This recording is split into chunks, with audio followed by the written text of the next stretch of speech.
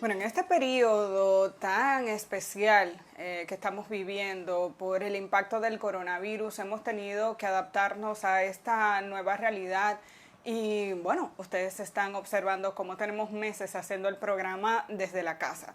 De esa misma manera, de forma remota, está trabajando muchísima gente en nuestro país y a nivel internacional. A esta situación se agrega que en República Dominicana ya entramos en la temporada ciclónica hace un mes y tenemos como consecuencia también unos niveles de vulnerabilidad que se incrementan con el tema de la protección de datos. Entonces, todos los días nos enfrentamos a desafíos que no teníamos antes. ¿Cómo garantizar que esa data que estamos ahora circulando de manera permanente está segura? Y por eso hemos invitado en el día de hoy a María Waleska Álvarez, que es presidenta ejecutiva de NAP del Caribe y especialista en negociación y transformación digital, para que hablemos de estos temas, de la gestión de riesgo, de la prevención y los mecanismos que podríamos utilizar para proteger nuestra data en medio de esta nueva normalidad. Muchas gracias por aceptar nuestra invitación, María Waleska. Amelia, muchísimas gracias por recibirnos y por generar un espacio de diálogo para un tema que hoy más que nunca recae en una importancia para nuestra economía y para nuestra sociedad. Nosotros hablamos de cómo prepararnos y cómo garantizar la continuidad de nuestras operaciones ante siniestros. Y tú mencionaste unos cuantos y la realidad es que históricamente República Dominicana ha tenido que estar preparándose para el tema de tormentas y huracanes, pero ya no son los únicos con los cuales nos tenemos que enfrentar. Tenemos, como hemos visto, el tema de pandemia, tú lo mencionaste, con esa transformación digital forzosa a la cual las empresas se han visto abocadas, pues hay unos temas de seguridad también, de seguridad cibernética importantes. Quisiera empezar por Y ahí. precisamente, sí, ajá, Podemos hablar desde negocios, adelante. pero podemos hablar a nivel individual, porque tenemos las tres escalas: grandes empresas, las MIPIMES, que en este momento entiendo que son las que se han visto más sorprendidas y que tal vez no tenían el mejor sistema, y los ciudadanos. Empecemos por las MIPIMES. Han tenido que adaptarse a esta transformación digital de una forma más rápida. ¿Qué mecanismos de control deberían tomar en cuenta en este momento las MIPIMES para garantizar que su data está protegida y que los sistemas que están utilizando son eficientes, tomando en cuenta que a veces no tienen recursos para contratar grandes empresas que le desarrollen un sistema, digamos que muy sofisticado? ¿Qué recomendaciones podríamos hacer en ese sentido? Mira, Amelia, tú acabas de decir algo que es súper importante, es uno de los grandes mitos que existen y probablemente uno de los mayores riesgos. Y es que es pensado en general que el tema de tener buenos sistemas tecnológicos, buenos sistemas de ciberseguridad, que tener un plan de continuidad de negocios es un tema de las grandes empresas. Y es todo lo contrario. La realidad es que las pequeñas y las medianas empresas son de las entidades que mejor preparadas deben de estar, porque las estadísticas han demostrado que una MIPYME o una pyme que no esté debidamente preparada para afrontar un siniestro, casi el 40% de las pymes que se ven afectadas por un siniestro tienen que cerrar. Al cabo de un año, las que sobreviven, cerca de un 65%, terminan teniendo serios problemas financieros y se calcula que las pymes al cabo de 3 años de haber sido embatidas por un siniestro que no haya estado debidamente preparadas, casi el camino seguro es el fracaso y el cierre de las operaciones. El tema de tener un plan de continuidad de negocios donde podamos evaluar cuál es el perfil de riesgo que tenemos, nos va a permitir tener un plan acondicionado a nuestras expectativas y a nuestras posibilidades financieras. Es una especie de llamado, si se quiere, a las pymes y a las MIPYMES que rompan ese mito de que tener un plan de continuidad, de que tener herramientas tecnológicas que les garanticen la continuidad de su operación es un tema costoso y solo de las grandes. Hoy en día ya hay muchísimas soluciones tecnológicas y muchísimas alternativas que pagan como un servicio, así como hoy en día pagamos la luz, el teléfono, De esa misma manera ya empezamos a pagar servicios de seguridad lógica, servicios de cómputo, servicios de backup, servicios de continuidad de negocios como un servicio y es básicamente pago por uso, lo cual es una forma de permitir que esas empresas que tal vez no tengan los montos y los valores de inversión puedan hacerlo como parte de un costo operativo razonable y que a su vez les garantiza la continuidad del negocio en medio de un siniestro al que todos estamos expuestos. En el caso de los trabajadores o de los individuos de manera particular, esta situación especial que estamos viviendo con la crisis sanitaria ha implicado que tenga que dedicar mucho tiempo al teletrabajo y al uso de las nuevas tecnologías para producir de alguna manera en esta nueva realidad que está viviendo el país y el mundo, y ha supuesto retos importantes en esta dirección. Ya es una situación a la que hay que acostumbrarse. El impacto de la crisis sanitaria va a ser en esta dirección de que cada vez más empresas van a tener, e individuos de manera particular, van a tener que recurrir a esta forma de trabajo. Sí, eso es correcto. Mira, nosotros a través del Comité de Tecnologías de la Cámara Americana justamente hicimos una encuesta hace unos días de cuál era la situación y la visión del teletrabajo a corto, mediano y a largo plazo. Y nos encontramos con cifras que dicen que el teletrabajo llegó para quedarse. Y en esa línea, pues el tema de ciberseguridad pasa a ser un punto importante en esa agenda de continuidad de negocios porque al abrir, vamos a decir, esa opción de una manera más importante y masiva, el uso de dispositivos que no necesariamente estén controlados por las empresas, eso abre, pues así como las tecnologías traen muchas oportunidades, pues igual trae también retos importantes. En esa encuesta se develó que antes de la pandemia, menos del 14% de las empresas encuestadas usaban teletrabajo. Y la misma encuesta develó que a partir de la pandemia, más de un 90% de las empresas, sobre todo las pymes, las medianas y las grandes, tuvieron que implementar el teletrabajo para más del 50% de sus colaboradores.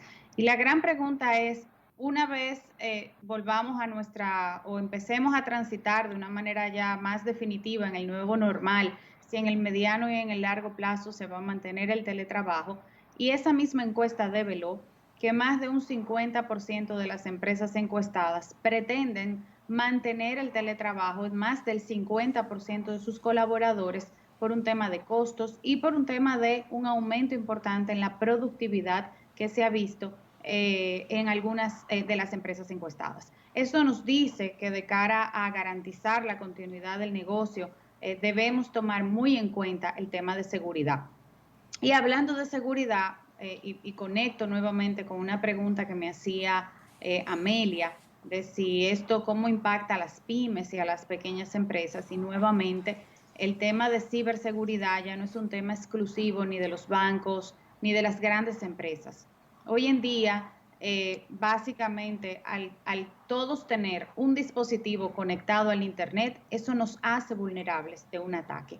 Y sobre todo con al nivel de altísima exposición que tenemos en las redes sociales, donde en los últimos reportes de ciberseguridad hemos visto cómo el porcentaje más alto de ataques cibernéticos ocurre usando ingeniería social, es decir, toda la información que ponemos disponible de nosotros, de nuestras empresas, a través de las redes sociales. Y con ello, cualquier empresa, pequeña, mediana o grande, es definitivamente ya un target de ataque para los atacantes cibernéticos. Pero precisamente uno habla de un plan de contingencia y se está preparando para lo que puede ocurrir. Sin embargo, la situación actual nos hace pensar que ya estamos en una situación definitiva.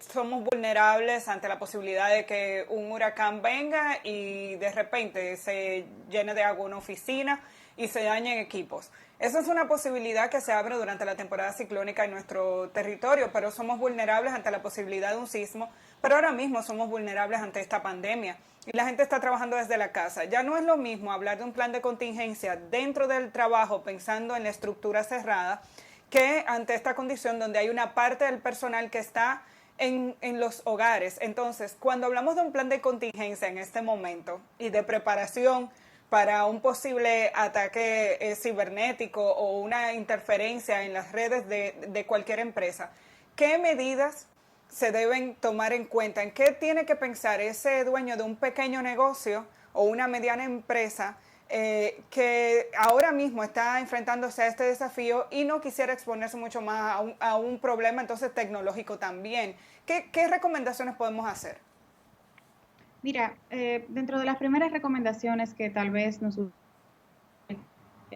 con su audiencia es primero definir el riesgo. Y típicamente un plan de continuidad de negocios se compone de 4 grandes rasgos. El aspecto humano, y tú bien lo acabas de mencionar, esas personas que están trabajando desde sus hogares o que están trabajando desde los locales de las empresas, ¿cómo van a continuar trabajando? O sea, debe de haber un plan definido cómo va a continuar trabajando ese personal, ya sea desde su hogar o desde el lugar de trabajo.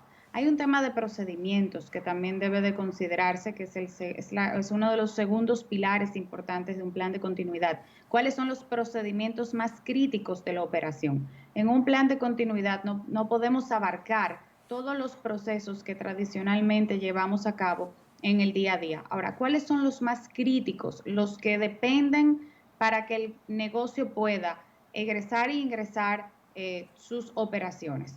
Luego está el tema de comunicaciones y conectividad. Está demostrado que en momentos de crisis uno de los elementos más importantes es precisamente una comunicación abierta entre colaboradores, con clientes y con proveedores. Entonces, ¿cómo voy a tener ese plan de comunicaciones? ¿Quiénes son las personas claves con las que me tengo que comunicar? Y finalmente el tema de tecnología, como tú bien mencionabas, Amelia. En la parte de tecnología, hoy en día hay un sinnúmero de soluciones tercerizadas de misión crítica que le permite a las empresas garantizar que su información, que es hoy en día uno de los activos más importantes, va a continuar salvaguardada.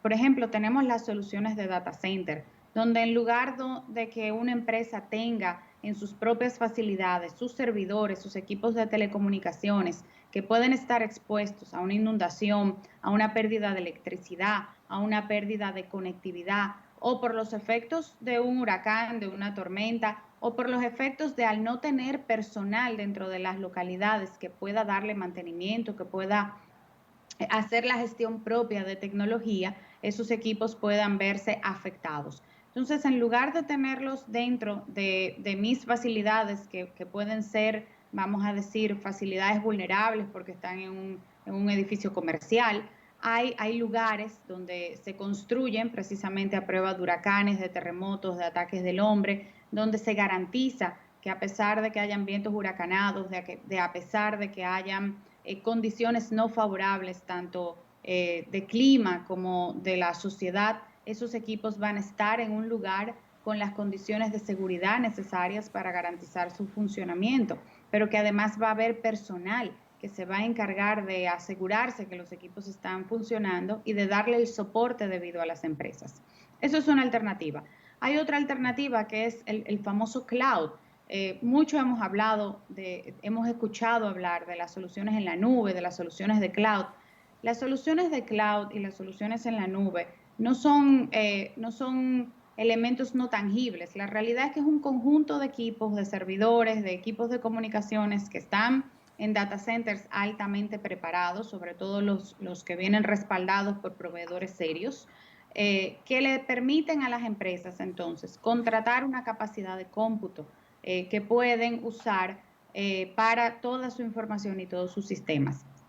Y el ejemplo de esto más común que a mí me gusta usar es, todos necesitamos tener líneas telefónicas, todos necesitamos tener internet hoy en día, pero tú no compras o tú no generas una empresa de telecomunicaciones en tu propia empresa. Tú contratas una línea de teléfonos, una línea de internet y te suples de esos servicios que son tan críticos. Eso mismo está pasando con los servicios de cómputo. Ya no es necesario tener los equipos, ya no es necesario tener un data center. Tú puedes contratar y tercerizar esos servicios en manos de empresas que se han especializado en esas soluciones, como es el caso, por ejemplo, del NAP del Caribe.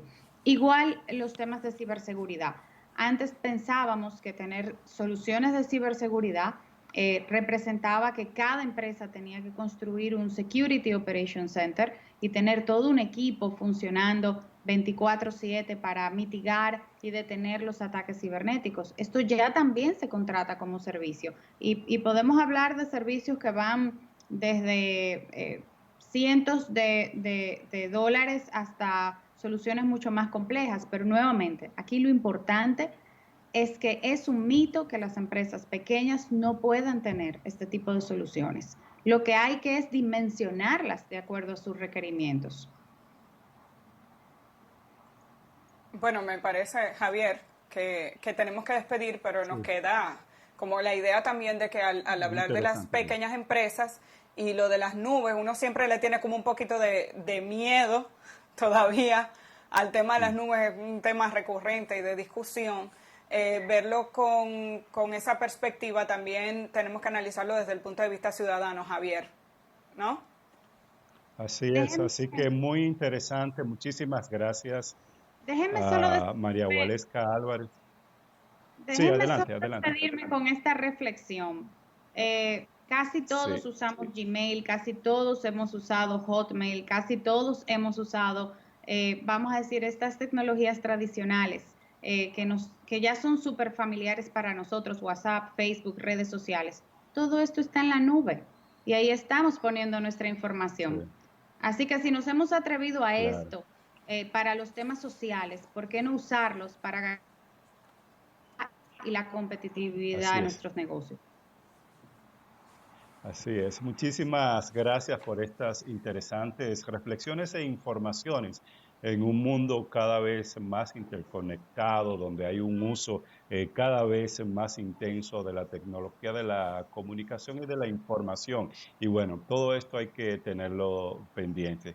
Amelia, solo nos Sí, queda despedirnos por el día de hoy e invitar a los amigos así a que es. nos acompañen a partir de las 6 de la mañana, mañana nueva vez, y no podemos despedirnos sin antes tener estas interesantes reflexiones que cada día comparte con nosotros el doctor Luis Bellé. En esta ocasión, el tema de la sensación de soledad que se siente en periodo de confinamiento como el que estamos viviendo. Con esto nos despedimos.